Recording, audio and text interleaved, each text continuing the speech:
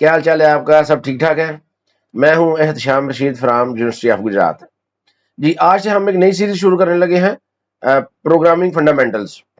जो नए स्टूडेंट आते हैं यूनिवर्सिटी में, जिनका बैकग्राउंड नहीं होता कंप्यूटर का, प्री इंजीनियरिंग से आए हैं या प्री मेडिकल से, उनको सबसे ज्यादा प्रॉब्लम्स प्रोग्रामिंग में आती है। तो उनके लिए स्पेशली और बाकी सबके लिए जो भी प्रोग्रामिंग सीखना चाहे स्टार्ट से, ये उसके लिए है। तो इसके लिए, इस कोर्स के लिए आपको कोई कंप्यूटर का बैकग्राउंड नहीं चाहिए, कोई प्रोग्रामिंग का बैकग्राउंड नहीं चाहिए, आप जीरो नॉलेज है आपका तो आप प्रोग्रामिंग सीख सकते हैं। तो आइए चलते हैं आज के टॉपिक की तरफ। जी, सबसे पहले हम देखते हैं कि कंप्यूटर क्या चीज है। कंप्यूटर की डिफरेंट डेफिनेशंस आपको मिलेंगी। अब दो तीन जो कॉमन है सिर्फ उनको कवर करते हैं। Computer is an electronic device. ये एक इलेक्ट्रॉनिक डिवाइस है, यानी कि जो इलेक्ट्रिसिटी से चलेगी, which takes input and gives output. Input से क्या मराद है? जो यूजर ने इंस्ट्रक्शन कंप्यूटर को प्रोवाइड करनी है उन्हें हम इनपुट कहते हैं, और जो रिजल्ट्स कंप्यूटर हमें प्रोवाइड करेगा ना, उसे हम आउटपुट कहते हैं। इसकी जो दूसरी डेफिनेशन है, computer is an electronic device which process data और इंफॉर्मेशन। तो ये भी डेफिनेशन आपको मिलेगी, ये भी ठीक है कि ये मुख्तलिफ डाटा है उसको प्रोसेस कर सकता है। अब बेसिकली इसमें भी पहली जो डेफिनेशन है उसका एस्पेक्ट मौजूद है। भाई, डाटा आप इसको प्रोवाइड करेंगे तो उसको प्रोसेस करेगा ना, और उसके बाद जब प्रोसेस कर लेगा तो आपको रिजल्ट भी तो दिखाने हैं ना। तो इधर भी इनपुट आउटपुट इनडायरेक्टली इसमें आ जाएगा। ये आप कह लें एक मोर कंप्रीहेंसिव डेफिनेशन है। It is an electronic device which takes input, stores it. इसके पास ऐसी सलाहियत है कि इसको स्टोर कर सकता है और उसको प्रोसेस कर सकता है, और उसके बाद आपको आउटपुट जो है वो प्रोवाइड करेगा। तो आप इनमें से कोई एक डेफिनेशन आपको आनी चाहिए, दैट्स ओके। अगर आपसे कोई भी पूछे व्हाट इज कंप्यूटर, तो आपने उसको डेफिनेशन कोई एक जो आपको आसान लगे वो आपने बता देनी है। इसके बाद आपको पता होना चाहिए कि हार्डवेयर और सॉफ्टवेयर जो होते हैं ना, ये क्या चीजें हैं और इनका क्या रोल है। हार्डवेयर क्या है जी? Physical parts. ऐसे पार्ट्स जिनको हम टच कर सकते हैं, छू सकते हैं, उन्हें हम हार्डवेयर कहते हैं। लाइक सीपीयू, कीबोर्ड, माउस, ये सारे हार्डवेयर हैं। और सॉफ्टवेयर क्या है जी? Set of instruction. सिंपल याद रखिएगा, set of instruction to perform a task is called software. तो सॉफ्टवेयर को आप टच नहीं कर सकते। जब आप कंप्यूटर ऑन करते हैं तो उसके अंदर जो आपको मुख्तलिफ को आइकन नजर आते हैं, कोई सॉफ्टवेयर के नाम है, कोई डिफरेंट जो इमेजेस है, तो उन्हें हम सॉफ्टवेयर कहते हैं। अब सॉफ्टवेयर की दो टाइप्स हैं, सिस्टम सॉफ्टवेयर और एप्लीकेशन सॉफ्टवेयर।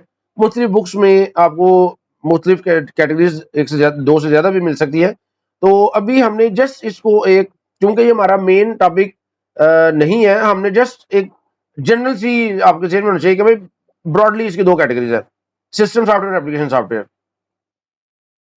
सिस्टम सॉफ्टवेयर कौन से होते हैं? ऐसे सॉफ्टवेयर जो कंप्यूटर को कंट्रोल करते हैं, कंप्यूटर सिस्टम को कंट्रोल करने के लिए बनाए जाते हैं। जिस तरह ऑपरेटिंग सिस्टम है आपका, माइक्रोसॉफ्ट विंडोज है, लिनक्स है, ये मुख्तलिफ ऑपरेटिंग सिस्टम है जो जो आपका कंप्यूटर है उसको कंट्रोल करने के लिए बनाए जाते हैं। अगर आप ऑपरेटिंग सिस्टम नहीं होगा तो आपका कंप्यूटर ही नहीं चलेगा। तो ये बहुत इंपॉर्टेंट जो है ना, ये सॉफ्टवेयर होते हैं। जिस तरह डिस्क डीफ्रेगमेंटर है, ये एक ऐसा सॉफ्टवेयर होता है जिसके जरिए आप अपने डिस्क के डाटा को रीअरेंज करते हैं उसकी स्पीड एफिशिएंसी बढ़ाने के लिए। तो ऐसे सॉफ्टवेयर जो सिर्फ कंप्यूटर सिस्टम के लिए बनाए जाते हैं, इसमें एंटीवायरस भी आ सकता है। अब एंटीवायरस है, ये सॉफ्टवेयर बनाया जाता है सिर्फ कंप्यूटर के लिए। तो एप्लीकेशन सॉफ्टवेयर कौन से है? ऐसे सॉफ्टवेयर है जो किसी एक स्पेसिफिक टास्क को परफॉर्म करने के लिए बनाए जाते हैं यूजर के लिए। जिस तरह एक्सेल है, अगर आपने कोई बजट वाला काम करना है तो आप एक्सेल में कर लें। अगर आपने कोई टाइपिंग वाला काम करना है, कोई एप्लीकेशन लिखनी है, कोई लेटर वगैरह लिखना है, तो वो आप वर्ड में करते हैं। और अगर आपने कोई इमेज बनाना है, ड्राइंग बनानी है, तो उसके लिए पेंट है। तो ये मुख्तलिफ जो है ना वो टाइप्स हैं एप्लीकेशन सॉफ्टवेयर की। इस कोर्स में हमने स्टार्ट करना है सॉफ्टवेयर से, हार्डवेयर को नहीं हमने देखना। और सॉफ्टवेयर में भी हमने एप्लीकेशन सॉफ्टवेयर ये हमने बनाने हैं। अभी हम स्टार्ट में, चूंकि प्रोग्रामिंग फंडामेंटल है, हम छोटे छोटे जो सॉफ्टवेयर है वो बनाएंगे। फिर उसके बाद जब आप ये सीख लेंगे, फिर आप ऑब्जेक्ट ओरिएंटेड प्रोग्रामिंग को सीखेंगे, फिर आप डेटा स्ट्रक्चर को सीखेंगे, तो फिर आप आप सिस्टम सॉफ्टवेयर की तरफ जाएंगे। ये अमूमन स्टूडेंट फोर्थ या फिफ्थ सेमेस्टर में पढ़ते हैं ऑपरेटिंग सिस्टम सब्जेक्ट, उसमें फिर वो सीखते हैं कि ऑपरेटिंग सिस्टम कैसे बनाया जाता है। तो स्टार्ट हम करेंगे एप्लीकेशन सॉफ्टवेयर से, और उसके बाद आप आगे की तरफ अपना सफर जारी रखेंगे। तो हार्डवेयर सॉफ्टवेयर में डिफरेंस आपको पता होना चाहिए। अब मेन हार्डवेयर कंपोनेंट्स कंप्यूटर के कौन से हैं, ये आपको पता होना चाहिए। जो सबसे मेन है जी वो सीपीयू है। इसे हम ब्रेन भी कहते हैं कंप्यूटर का। जो प्रोसेसिंग सारी कंप्यूटर करता है ना, वो सीपीयू के जरिए होती है। सीपीयू कहाँ पाया जाता है? अगर तो आपके पास डेस्कटॉप कंप्यूटर है तो आपको पता होगा कि उसके आप डेस्कटॉप कंप्यूटर में आपके सामने एक मॉनिटर पड़ा है, कीबोर्ड है, माउस है और एक बॉक्स सा पड़ा होता है। उस बॉक्स को हम कहते हैं सिस्टम यूनिट। सिस्टम यूनिट के अंदर जो है ना एक बोर्ड होता है जिसे हम कहते हैं मदरबोर्ड। मदरबोर्ड के ऊपर जो है ना सीपीयू मौजूद होता है। जिस कंपनी का सीपीयू है उस कंपनी की चिप, उसका नाम जो है ना उस चिप के ऊपर लिखा होता है। इंटेल है, डेल है, एचपी है। तो अगर आपके पास डेस्कटॉप कंप्यूटर है तो मैं रिकमेंड करूंगा कि आप सिस्टम यूनिट का कवर खोल के तो अंदर से उसको देखें। लेकिन पहले इलेक्ट्रिसिटी की वायर उतार लीजिएगा, ये ध्यान में रखिएगा। फिर उसके बाद देखिए कि अंदर उसके कौन से कंपोनेंट्स हैं। इसके अलावा एक मेन मेमोरी। कंप्यूटर जो सीपीयू है वो डेटा लेता है मेन मेमोरी से, उसको प्रोसेस करता है और फिर रिजल्ट स्टोर कर देता है मेन मेमोरी में। तो जब आप इनपुट करते हैं वो मेन मेमोरी में आती है, मेन मेमोरी से सीपीयू के पास, सीपीयू उसको प्रोसेस करता है, फिर मेन मेमोरी में स्टोर करता है और मेन मेमोरी से मॉनिटर पे या आउटपुट डिवाइस पे वो डेटा जो है ना वो जाता है। तो मेन मेमोरी जो है ना ये वोलाटाइल मेमोरी है। इसे आप टेम्पररी मेमोरी भी कहते हैं। यानी कि जब इलेक्ट्रिसिटी कट ऑफ होगी तो जो डेटा सेव है मेन मेमोरी के अंदर वो जाया हो जाएगा। एक आपके पास होती है सेकेंडरी मेमोरी। इसे हम परमानेंट स्टोरेज भी कहते हैं। जो हार्ड डिस्क है आपके पास कंप्यूटर के अंदर उसे हम सेकेंडरी मेमोरी कहते हैं। इसके अंदर डेटा परमानेंट स्टोर होता है। ये नॉन वोलेटाइल है, यानी कि जब इलेक्ट्रिसिटी ऑफ होगी तो इसमें से डेटा जाया नहीं होता। जब आप देखिए माइक्रोसॉफ्ट वर्ड ओपन करते हैं, साथ ही आप कुछ टाइप करते हैं और उसके बाद अगर इलेक्ट्रिसिटी आप स्विच ऑफ कर दें, कंप्यूटर आपका शट डाउन हो जाएगा तो वो डेटा जाया हो जाएगा। वो डेटा चूंकि रैम में सेव था, जब आप कंट्रोल एस करके सेव करते हैं उसको, फाइल का नाम लिखते हैं तो वो फिर हार्ड डिस्क में सेव हो जाता है। फिर इलेक्ट्रिसिटी अगर जाएगी भी तो वो डेटा जाया नहीं होगा। मेन मेमोरी ये फास्ट होती है, सीपीयू डायरेक्ट इसीलिए इससे इंस्ट्रक्शन लेता है। जो सेकेंडरी मेमोरी है ये चूंकि उस बोर्ड पे नहीं होती, सेपरेट होती है, तो यहाँ से डेटा जो सीपीयू के पास जाने की रफ्तार स्लो होती है। इसीलिए कहते हैं कि कंप्यूटर आपने तेज करना है तो मेन मेमोरी जो है ना रैम वो बढ़ा ले, तो उससे उससे फास्ट हो जाता है सिस्टम। इसके अलावा इनपुट डिवाइसेस है मोस्ट कॉमन, कीबोर्ड, माउस, ये इनपुट डिवाइसेस है कॉमन। इसके अलावा माइक है, टच पैड है, ये इनपुट डिवाइसेस है। और आउटपुट डिवाइसेस है ऐसी डिवाइसेस जो हमें रिजल्ट शो करती हैं। सबसे जो पॉपुलर है वो मॉनिटर है, एलईडी जिसे आप कह लें। इसके अलावा प्रिंटर्स हैं, स्पीकर्स हैं। तो ये मुख्तलिफ आउटपुट डिवाइसेस है आपके पास। अच्छा जी, ये स्ट्रक्चर है कंप्यूटर का। ये देखें, एक जो बोर्ड है, ये ग्रीन कलर का बोर्ड है, इसी के ऊपर सीपीयू है, उसी के ऊपर मेमोरी है। अब ये देखिए एरो शो कर रहे हैं कि डेटा बहुत तेजी से सीपीयू और मेमोरी के दरमियान मूव कर सकता है। इनपुट डिवाइस से डेटा आएगा सीपीयू के पास और उसके बाद रिजल्ट्स जाएंगे आउटपुट डिवाइस के पास। और ये साथ जो है ना सेकेंडरी स्टोरेज है जो इस बोर्ड पे नहीं होती। तो इधर से भी डेटा मूव कर सकता है इस बोर्ड में सीपीयू के पास। ये राइट साइड पे जो है ना मेन मेमोरी का स्ट्रक्चर है। मेन मेमोरी के अंदर सेल्स होते हैं। जिस तरह अगर आप कहें कि लॉकर होता है ना, बैंक के अंदर लॉकर्स है। अगर कभी आपने लॉकर देखा हो, अगर नहीं देखा तो आप गूगल पे जाके लिखिएगा कि बैंकिंग लॉकर्स, तो वो आप देखेंगे कि कमरे में, रूम में जो है ना सेम साइज के लॉकर्स बने हुए हैं। हर लॉकर के ऊपर उसका एक नंबर है। अगर आपको लॉकर नंबर 100 असाइन हुआ है तो आपको चाबी मिलेगी, आप जाके 100 खोलेंगे और उसके अंदर डेटा रख लें या जो भी आपने सामान रखना है सेव करें, उसके बाद उसको लॉक करें और आ जाए। इसी तरह जो मेन मेमोरी है इसके अंदर सेम साइज के सेल्स होते हैं। हर सेल का कोई ना कोई नंबर होता है। आपने जहां डेटा स्टोर करें ना, आपको उसको सेल का नंबर पता होना चाहिए। ये देखिए फॉर एग्जांपल, अब ये इसमें जो सेल नंबर है ना वो हेक्साडेसिमल फॉर्म है। ये आपको समझाने के लिए लिखे है कि इस सेल का जो एड्रेस है वो है 1000। अब आप 1000 सेल पे जाके तो 54 सेव कर दे, 1001 पे ए सेव कर दे। इसी तरह ये जो है ना इस सेल्स के डिफरेंट नंबर होंगे। तो ये आपने जेहन में रखना है। इसकी हमें फ्यूचर में जरूरत पड़नी है कि मेन मेमोरी का स्ट्रक्चर किस तरह का होता है। उसके बाद हम देखते हैं जी कंप्यूटर की लैंग्वेज क्या है। चूंकि कंप्यूटर एक इलेक्ट्रॉनिक डिवाइस है, ये इलेक्ट्रिकल सिग्नल से जो हमसे वर्क करती है, तो इसकी जो लैंग्वेज है वो 0 और 1 है। कंप्यूटर के अंदर ना दो तरह के सिग्नल होते हैं, एक एनालॉग सिग्नल होते हैं और एक डिजिटल। एनालॉग सिग्नल कौन से होते हैं? जो कॉन्टिन्यूस फॉर्म में, ये मैं अगर बोल रहा हूं तो ये एनालॉग सिग्नल्स हैं।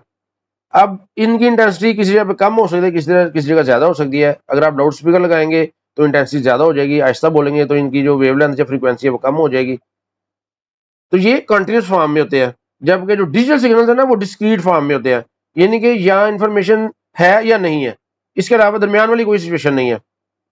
तो एनालॉग में सेंटर वाली जो सिचुएशन है वो भी आ सकती है पॉइंट्स पे।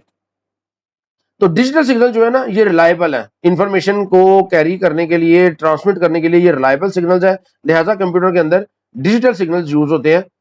और जहां पे इलेक्ट्रिसिटी मौजूद है या सिग्नल स्ट्रांग है वहां पे हम कंसिडर करते हैं 1 है, और जहां पे इलेक्ट्रिसिटी नहीं है वहां पे 0 है।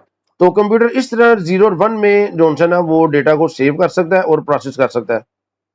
तो language of the computer is called machine language, machine language कहते हैं, और ये सिर्फ जीरोस और वंस पे मुश्तमिल होती है।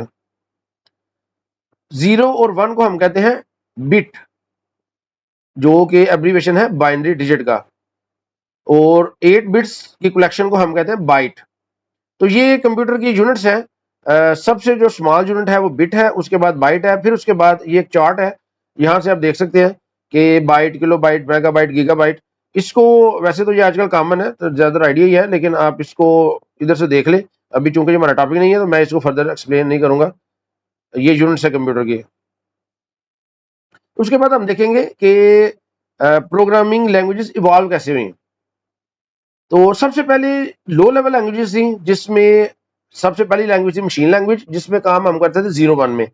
अगर आपने इंस्ट्रक्शन देनी है 0-1 में देनी है, कंप्यूटर ने प्रोसेस 0-1 में करनी है, और आपको रिजल्ट्स भी 0-1 में मिलते हैं।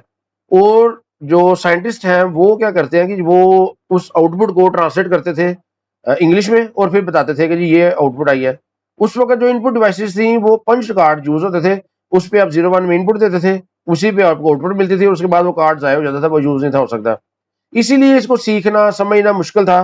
तो साइंटिस्ट ने सोचा कि इसको कैसे आसान किया जाए, तो उन्होंने ना इंग्लिश के वर्ड्स इंट्रोड्यूस करवाए। नेक्स्ट जो लैंग्वेज बनाई उसमें इंग्लिश के वर्ड्स इंट्रोड्यूस करवाए। जिस तरह अगर 2 नंबर्स को ऐड करना है तो आप ADD ऐड का वर्ड जो है वो यूज कर लें, स्टोर करना है STOR। इस तरह मुख्तलिफ जो एब्रीवेशन है मुख्तलिफ काम करने के लिए इंग्लिश में वो इंट्रोड्यूस करवाई। अब ये देखिए कि कंप्यूटर सिर्फ 0-1 को समझता है, ह्यूमन इंग्लिश को समझते हैं, तो कम्युनिकेशन कैसे हो सकती है। अब एक तरीका तो ये है कि या तो हम कंप्यूटर की लैंग्वेज सीख लें या कंप्यूटर हमारी सीख ले, जबकि दोनों पॉसिबल नहीं है। कंप्यूटर तो मशीन लैंग्वेज के अलावा किसी में काम ही नहीं कर सकता, और ह्यूमन के लिए 0-1 सीखना मुश्किल था, इसीलिए असेंबली लैंग्वेज बनाई ना। तो थर्ड सोल्यूशन इसका ये होता है कि आप ट्रांसलेटर साथ रख ले। ट्रांसलेटर क्या करता है, वो असेंबली लैंग्वेज के कोड को कन्वर्ट करता है मशीन लैंग्वेज में, और उस ट्रांसलेटर को हम कहते हैं असेंबलर। और ये मशीन लैंग्वेज और असेंबली लैंग्वेज ये दोनों लो लेवल लैंग्वेज है। लो लेवल से क्या मुराद है कि इसको सीखना मुश्किल है। इसको सीखने के लिए आपको हार्डवेयर का नॉलेज चाहिए, यानी कि प्रोसेसर कैसे काम करता है, इसके अंदर कितने रजिस्टर्स है, कितनी पाइपलाइंस है, और इसके अलावा मुख्तलिफ जो हार्डवेयर का स्ट्रक्चर है वो चाहिए होता है, जो सीखना मुश्किल होता है। लिहाजा इस पे काम करना अभी भी मुश्किल था। इसके अलावा ये PC डिपेंडेंट थे प्रोग्राम जो आप असेंबली लैंग्वेज में लिखते हैं। अगर आपने IBM के कंप्यूटर के लिए एक प्रोग्राम लिखा है, वो हो सकता है डेल पे ना चले, वो HP पे ना चले, क्योंकि ये तमाम जो कंप्यूटर्स हैं इनकी मशीन लैंग्वेज डिफरेंट होती है। इस वजह से लो लेवल लैंग्वेजेस पे काम करना मुश्किल था, तो साइंटिस्ट ने हाई लेवल लैंग्वेजेस जो है वो बनाई। हाई लेवल लैंग्वेजेस क्या है जी, ये very close to human language है, जिससे आप नेचुरल लैंग्वेज में बात करते हैं तकरीबन उसी जैसी है, वेरी क्लोज है। अब जाहिर बात है जब आपने इंग्लिश में इंस्ट्रक्शन लिखनी है तो आपको ट्रांसलेटर तो चाहिए। तो हाई लेवल लैंग्वेजेस के साथ दो तरह के ट्रांसलेटर आते हैं, एक को कहते हैं कंपाइलर और एक है इंटरप्रेटर। इनमें क्या डिफरेंस है, कंपाइलर जो है ना वो आपका कंप्लीट जो कोड आपने लिखा ना 10 अगर 20 लाइनें हैं तो 20 लाइनें सारी वो पढ़ेगा, अगर वो ठीक है तो फिर उनको ट्रांसलेट कर देगा मशीन लैंग्वेज में। इंटरप्रेटर क्या करेगा, वो एक वक्त में एक इंस्ट्रक्शन पढ़ेगा, उसको ट्रांसलेट करेगा मशीन लैंग्वेज में, फिर दूसरी पढ़ेगा, उसको ट्रांसलेट करेगा। तो ये डिफरेंस है दोनों में। तो जो हम हाई लेवल लैंग्वेज पढ़ेंगे C++, उसके साथ कंपाइलर है। एक इसके साथ टर्म यूज होती है सोर्स कोड और object code. The program written in high level language is called source code, और ऑब्जेक्ट कोड क्या है, the program written in machine language. तो कंपाइलर क्या करता है, सोर्स कोड को कन्वर्ट कर देता है ऑब्जेक्ट कोड पे। जी अभी हम फ्यूचर में देखते हैं कि हमने कैसे जो है ना कंपाइलर को यूज करना है। ये कुछ एग्जांपल मैंने लिखी है, C++, जावा, विजुअल बेसिक, C# वगैरह, ये हाई लेवल लैंग्वेजेस की एग्जांपल है। तो अब हमने ये आपको आइडिया होगा कि एवोल्यूशन कैसे हुई थी प्रोग्रामिंग लैंग्वेज की, और अब हम हाई लेवल लैंग्वेज इस कोर्स में इंशाल्लाह सीखेंगे C++। ये टिपिकल स्ट्रक्चर है C++ प्रोग्राम का। आपने सबसे पहले आपके पास एक एडिटर है जिसमें आपने इंस्ट्रक्शंस लिखनी है। अब एडिटर कौन से हैं जी, बेतहाशा एडिटर मौजूद है। आपने क्या करना है, डेव सी या फिर कोड ब्लॉक, ये दो मैं रिकमेंड करूंगा। वैसे तो आप विजुअल स्टूडियो टर्बो सी भी यूज कर सकते हैं, लेकिन आप कोशिश करेंगे डेव सी और कोड ब्लॉक में से कोई एक इंस्टॉल कर लें। इसको इंस्टॉल करने के बाद इसमें हम इंस्ट्रक्शंस लिखेंगे। उसके बाद जो स्टेप्स हैं, प्री प्रोसेसर है, कंपाइलर है, अगर तो कोई सिंटैक्स एरर है तो फिर ये देखें एरो शो कर रहा है कि आप दोबारा जो है ना वो एडिटर पे जाएंगे, यानी कि दोबारा से इंस्ट्रक्शन लिखेंगे। और अगर वो सारा कुछ ठीक है तो फिर उसके बाद जो कन्वर्ट होगा सोर्स कोड ऑब्जेक्ट कोड में, फिर लिंकर क्या करेगा, उसके साथ कुछ लाइब्रेरी फाइल लिंक करेगा। लोडर क्या करेगा, उस ऑब्जेक्ट कोड को लोड करेगा मेमोरी में, और एंड पे उसकी एग्जीक्यूशन जो है ना वो होगी। तो इसमें प्री प्रोसेसर कंपाइलर लिंकर इसको हम डिटेल से देखेंगे नेक्स्ट लेक्चर में भी। तो यहाँ पे बस थोड़ा सा आपको आइडिया हो जाना चाहिए कि हमारा जो प्रोग्राम फ्लो है वो क्या होगा। तो आज के लिए इतना ही। उम्मीद है आपको समझ आ गई होगी। शुक्रिया।